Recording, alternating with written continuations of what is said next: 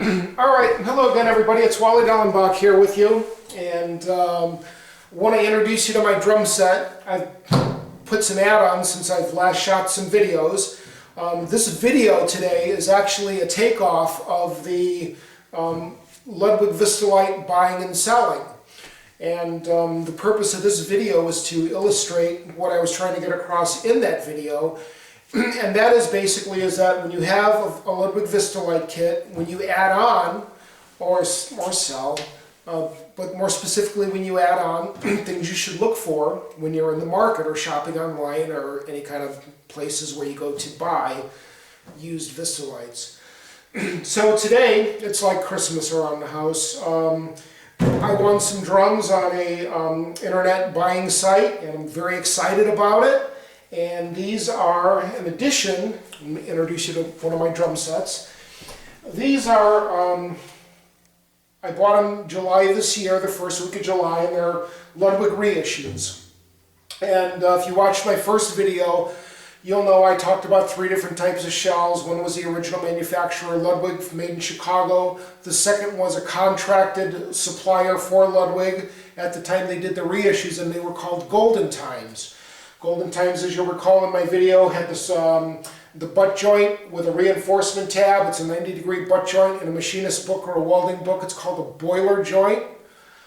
Okay, and then there is, of course, RCI Starlights, which is the drum I have back here in the corner. It's a 14 by 26 off of a bottom reissue kit that RCI built for me, and I'm very satisfied with RCI's work. Top notch.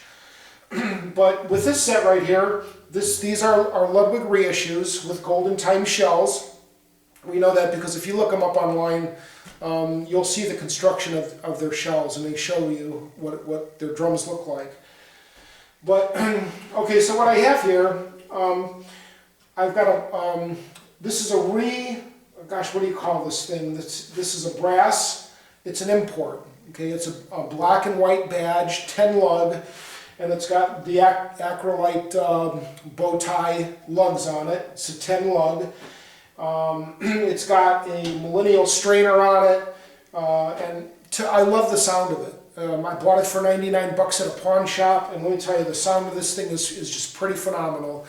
Nice and warm.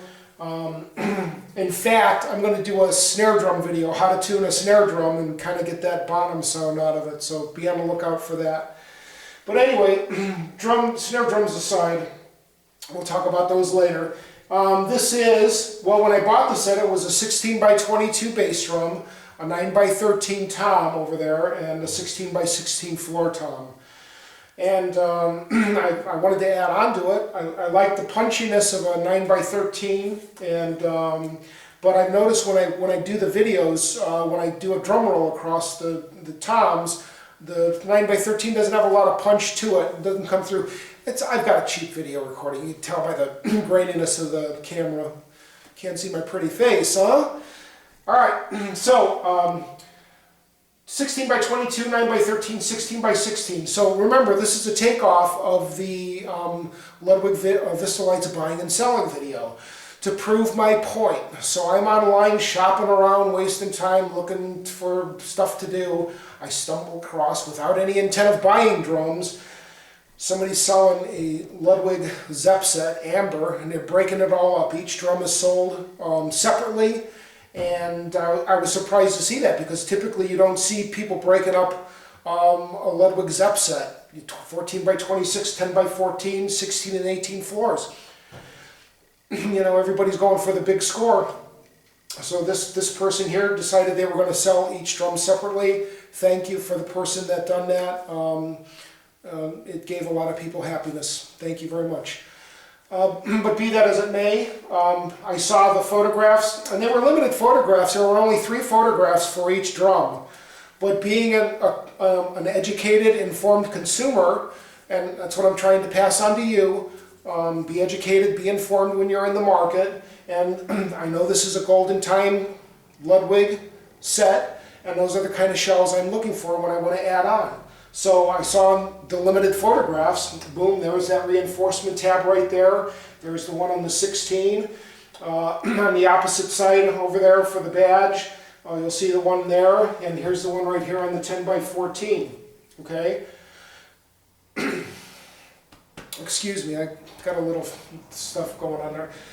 So there it is. This is the new drum set. It's 16 by 20. Now I talked about my RCI bass drum back over here, and this is a 14 by 26, and it was made for me by RCI, the wonderful, just total craftsman over at RCI in Romano Catone, and it's a phenomenal set. This is a 14 by 26, and I've got a 10 by 14 6 lug and a 16 and 18 floor, and they made me a beautiful snare drum. It's like it's takeoff of I think it's called a Premier Hard Rock or Heavy Rock 9, and it's a 9 by 14 snare, and it's a whopper. It's a total doozy, and I love playing it. It's very loud, and holy cow, man. Be that as it may. So let's go back, talk a little bit here. I'll close up the video.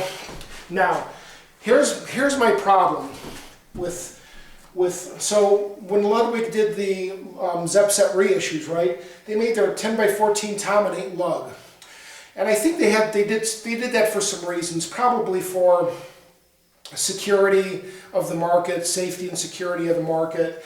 In that, you'll notice that 9 by 13 over there, that's a 6 lug tom.